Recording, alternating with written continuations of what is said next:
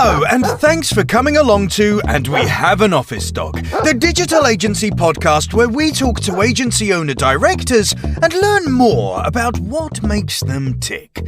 From the things that make them similar to the things they'd rather have known sooner, where they've had success and where they've learned some hard lessons.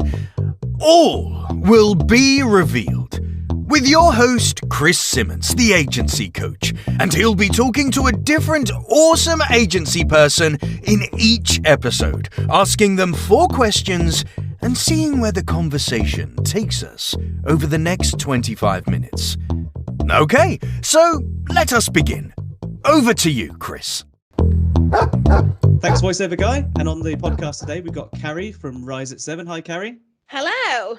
Welcome to the podcast. So first thing, how are you doing? I'm really good. I'm having a good day. I was just kind of skipping around my living room because we just found out we won an amazing pitch. I've been working on it for a couple of weeks. It's been a dream brand.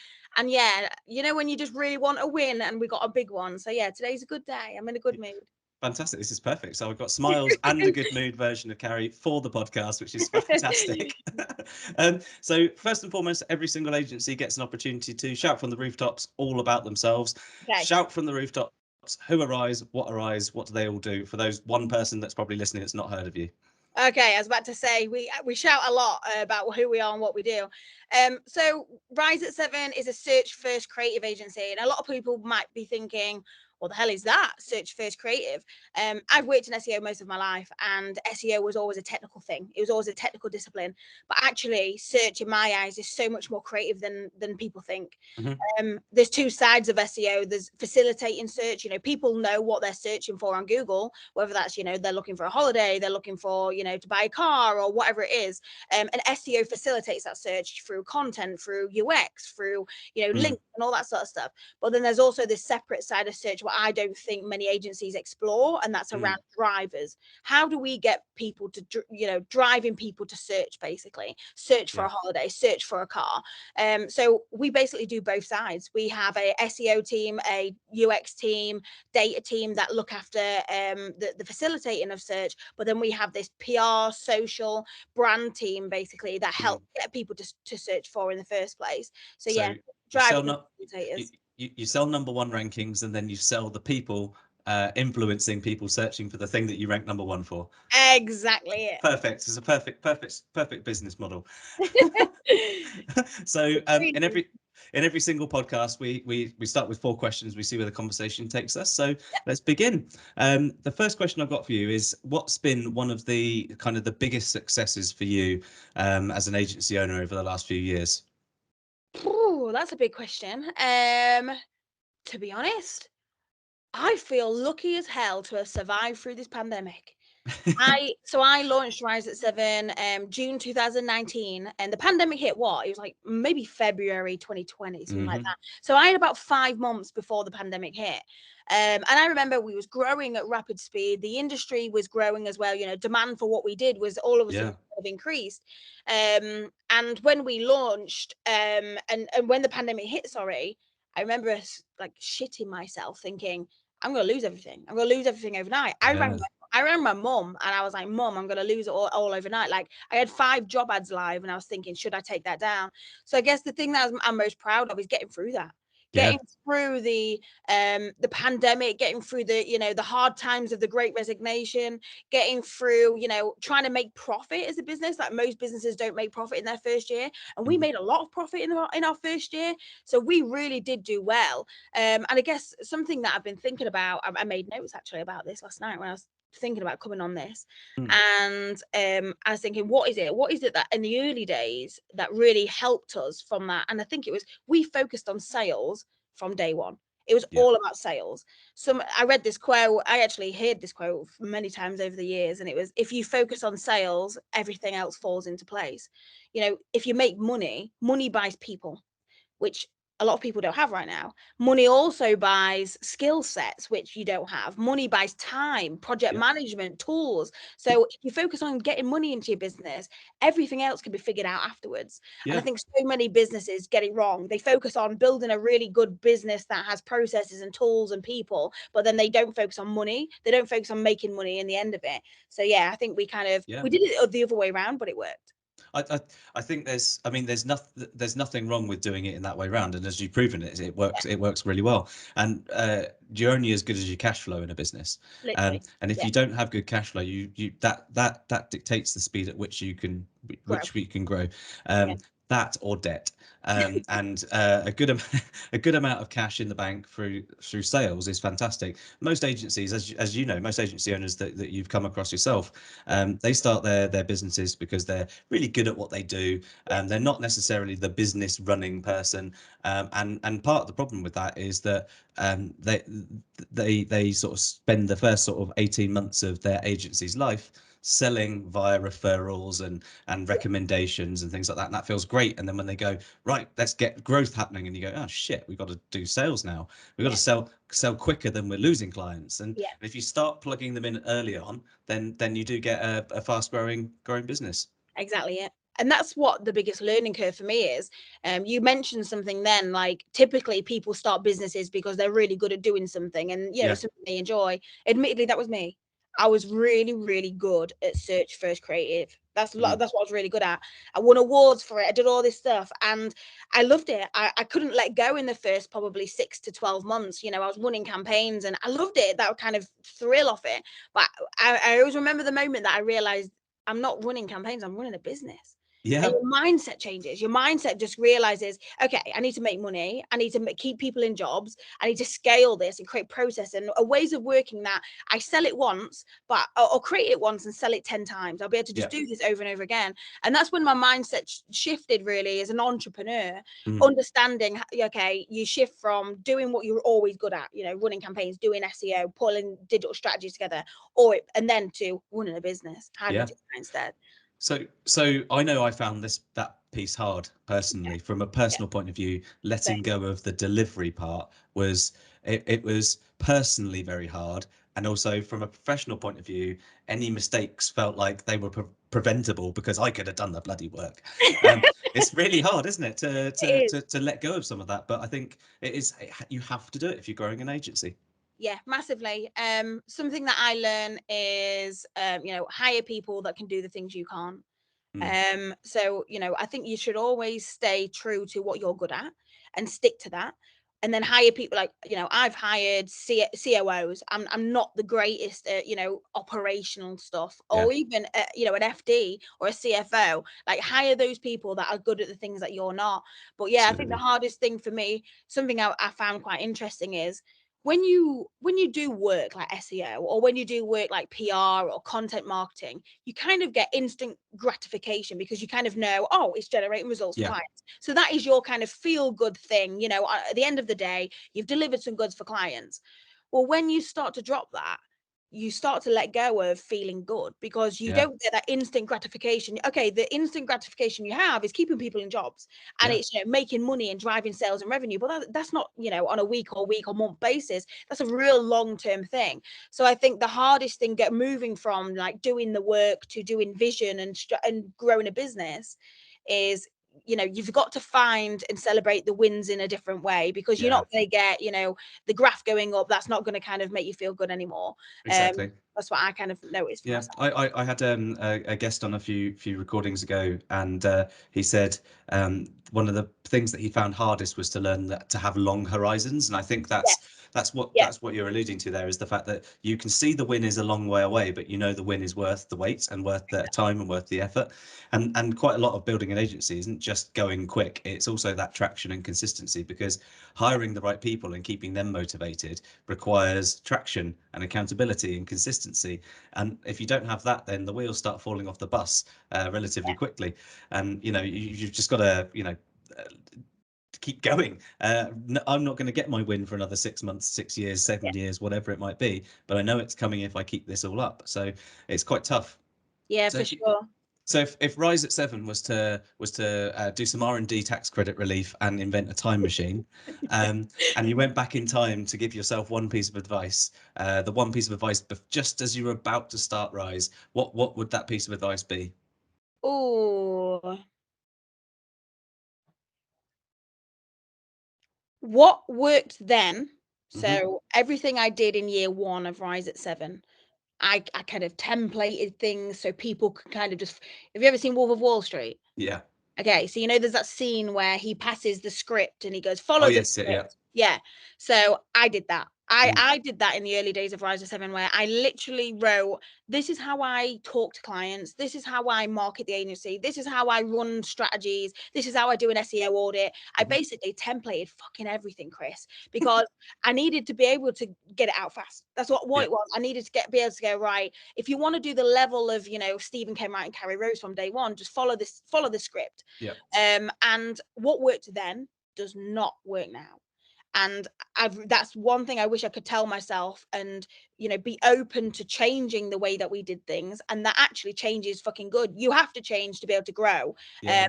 And I guess in the early days, you see it working, you're making money, you're winning awards, you're growing as a business, so you kind of think, well, this is working, why would I want to change? But Yeah. actually you have to, and change is actually the thing that you need to focus on. So Yeah. I guess what I would tell myself is, the things that worked then isn't going to work now, and it's definitely not going to get you to the next thing. And it's the same with people. This is a horrible kind of realization that I've had around building a business. We've got 110 staff now, and I remember, we had the first 15 to 20 people, and those were, people that are my friends. These are people that are, hopefully one day going to set off in the sunshine together. If we decide to sell this thing, these are the early day risers. And ultimately, one thing I realized is the people also that got me there aren't going to get me to the next place. Yeah. You've got to be open and accept change. Absolutely. And that's what I would tell myself. Yeah, every agency I ever go into to do any work with them, one of the first things I do is I draw on there. Obviously, they've got a whiteboard because they've got next to the beanbag. There's a whiteboard. Yeah. I draw on the whiteboard a tombstone that says, "We've always done it this way." Yes. And I put the death date of that on the date that we're talking, because Exactly. if you think like that, it's the same as treading water. Eventually, you're going to get tired and you're going to sink. And if you keep going forwards and you keep changing and you keep adapting based on, not just subjective stuff like, does it feel right? Is it making an impact? If it isn't, then you have the parameters set to make some changes. Do you know what most founders go wrong? It's their Mm. ego. Mm. Definitely being there, Chris. Definitely Oh being yeah, there. I have to. Yeah. I've seen your agency grow as I've closed mine down, and I was like, I thought I had some balls. Yeah. Yeah, the ego takes over when you're a founder, and what works is also what made you look good.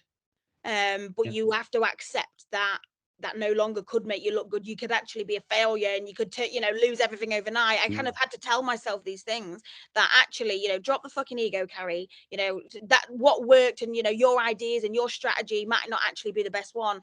Yeah. I started hiring in consultants. I hired COOs, I hired CFOs, and all these people, and said, right, you're doing it wrong. And I remember the early days thinking, no, I'm not. Like, I'm doing Yeah, I know best. yeah, I made 4 million this year, like, fuck you, kind of thing. And then you realize, okay, they're trying to get you to there, and what you did then to get you there isn't going to get you to the next stage. And that's what you have to do: drop the ego, focus on the business, focus on what's missing in the company. And that's definitely been a massive learning curve for me, but one that I've really enjoyed going through. So if you had that time machine and you went back and you gave yourself that advice, would younger Carrie have listened to that advice? No. No.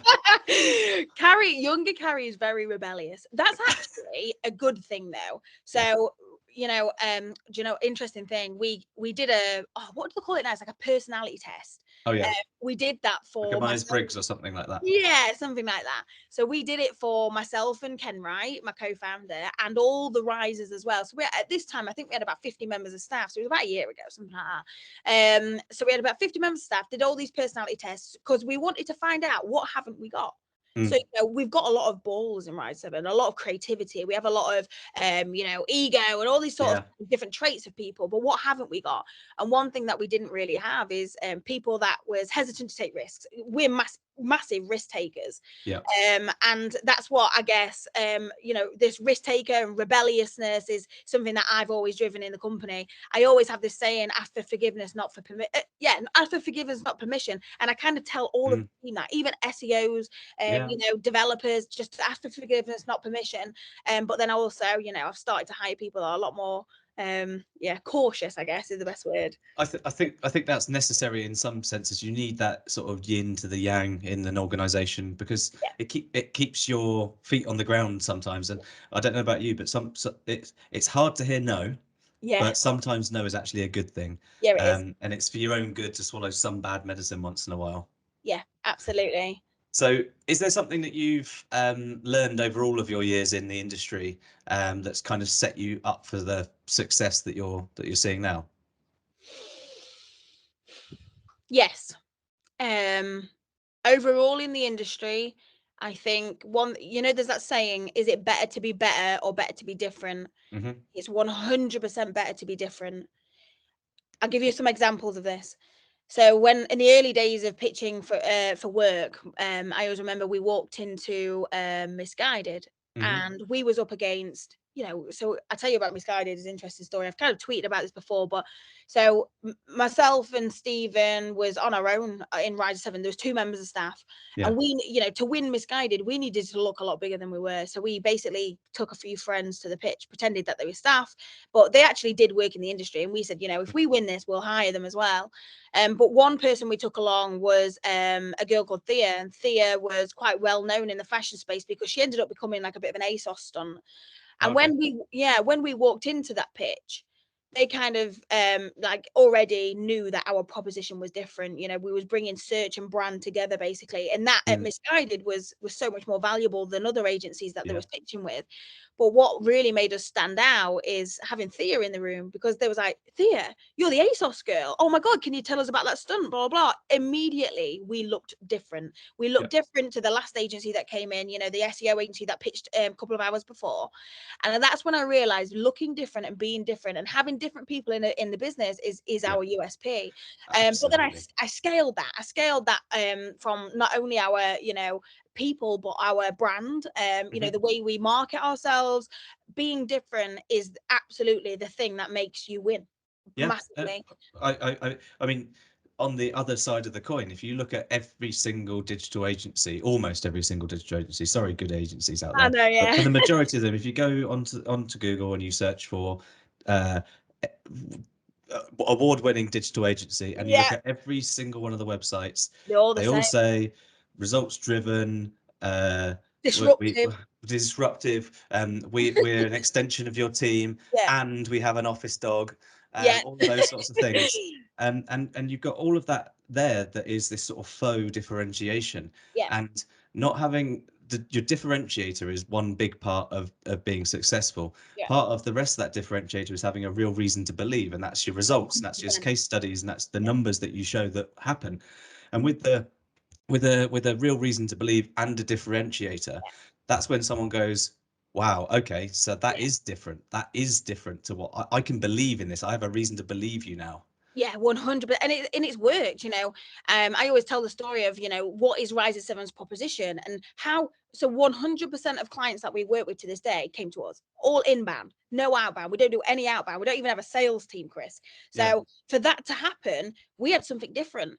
And people came to us. And that's what I always kind of tell people, is differentiating is one of the biggest things we need to constantly do as well. You can't just kind of say, never say you're different. You always have to show it. Never have a slide deck on your pitch or your website say we're different. You always have to show it and tell it.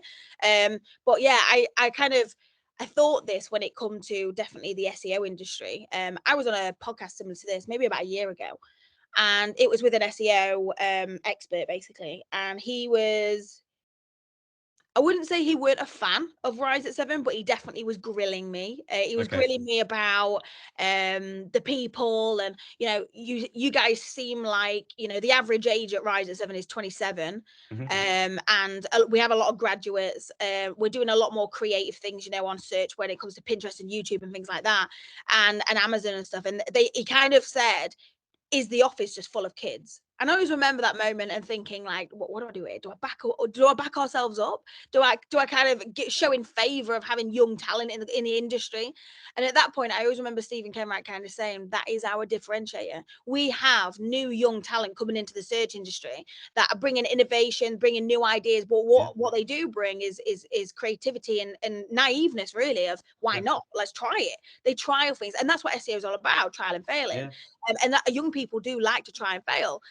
So yeah, we kind of went down this route of, you know, having a young kind of workforce, and, you know, bringing in innovation and different ways of thinking about search is actually our USP. And I always remember thinking at that time, really being like pulled them one way or the other, and I just stuck to it and said that is what our differentiator is. Yeah, you've got the thing with these sorts of things is it's not a differentiator if you buckle to something else and there's pressure from other people. And quite often, you know, anyone out there who's got sort of a personal opinion about one agency or another, if that's their opinion. Yeah, And literally. they're more anyone who is welcome to have an opinion. However, as I said to someone yesterday, if you have an opinion on something, if you voice it, you should expect to be challenged on it. And if you can't be challenged on it, keep quiet. Yeah. If you can be challenged on it, have a good reason to be challenged on it, because otherwise it's just being not that nice. Now there's arguments for growing steadily and slowly, and that's good, and that's what some agency owners want. There's arguments for growing at pace and doing it in certain ways or other ways, but being true to the purpose of the existence of the business, which is to do different stuff, do it differently. You can't have 40-plus-year-olds who worked in-house and have a beer belly and think that they know what they're talking about because they've just been what they call themselves an OG for so long. It doesn't work anymore. So, you know, whether you like the approach or you don't like the approach, it's the approach and it's working. So F off. Yeah. And Leave it there. also, one thing I've seen in the agency space, not just SEO, but the agency space overall. So a lot of people have hired in-house. You know, they have SEO directors now, and they didn't used to have SEO direct. They had an SEO agency. You know, all of these different things have changed, where a lot more people have gone in-house or they've gone freelance. Yeah. So kind of people are struggling when it comes to talent. And one thing I kind of realized is, I guess we're the ones that had the talent. We're the ones that had kind of the training of the staff and things like that. And a lot of people hated that. A lot of people hated it in the early days, definitely. And you just had to stick to it. And we always said at definitely at the beginning of Rise, you know, because we're so different, you know, you're not going to get, it's a bit like Marmite, love us or hate us. And we have to accept that. There's some people that won't like it. There's some people that will. So yeah, you just have to realize that. But actually, I'd much rather be different. I'd much rather be different than the same as everybody else, because it really has worked for us. Yeah, and if it works, again, like we said earlier, if it stops working, change it. Yeah, exactly. So if anyone's listening to this podcast now and they're thinking about starting their own agency, and they're not sure whether to start it, or indeed they just started the agency and they're starting to work through things, what one piece of advice would you give them, do you think? Oh, other than focus on sales because everything else falls into place, because I think that's one of the best pieces of advice I've ever heard or listened to. I think the second thing is the destination of where you're going isn't important. So where you end up, basically, whether I get asked a lot, do you plan on selling Rise at 7? Do you plan on expanding to Germany? Do you plan on, you know, what is it that you ultimately want to be? What's the reason for Rise? Yeah. Destination is not important. The direction is. So as long as you're going in the right direction, then, you know, your destination might end up being somewhere else, but the direction is the most important thing. I think always having a direction from the beginning and going back to that is so important. Something I'll tell you, Chris. So we wrote the business plan, and the business plan basically was a direction. That's what it was. Which way are we going in the industry, and what is it that Rise at 7 is going to attract to? So I wrote this kind of plan, and then throughout the last 2.5 years, as you can imagine, you know, you're scaling, you're winning, you're doing all these fun things, etc. You kind of go off plan sometimes, and every single, it's probably once a quarter, I kind of open that plan back up again, and I go back to it, and I go, okay, let's go back to that direction. Let's make sure I'm always on that line. Yeah. And that's one thing that I would advise people do, is kind of write down the direction that you're going in, not the destination, and stick to it. Review it and make sure, because actually one thing you'll realize is you was right from the beginning, whether Absolutely. that's what your proposition, or who your target market is, and what the value you're putting out to the world as a business. Spot on. Yep, totally agree. And what great advice to end the podcast on. So thanks very much for that. All new agency owners or aspiring agency owners, take that and stick with it. It is really good to have a direction, and a direction is basically your purpose and your and the reason for getting out of bed in the morning. And you can stick to that. If you can stick to something like that, then it doesn't matter necessarily if the goalposts move here or there.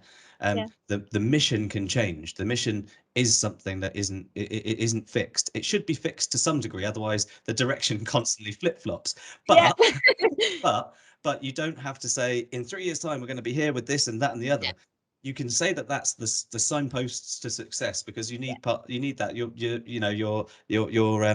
stuffy FDs will tell you that, but you've still got to have that purpose, and that purpose is the direction. That's the reason everyone gets out of bed in the mornings, turns on bloody Slack. That's why people do it. So thanks very much for coming along, Carrie. And Thank you. And we'll be talking to you next at the And We Have an Office Dog live at April. So looking forward to that. Thank you very much. Thank you. And thanks very much for listening, everybody. In the next podcast, we'll have another different awesome agency owner talking about their experiences and the lessons that they've learned along the way. So thanks very much for listening.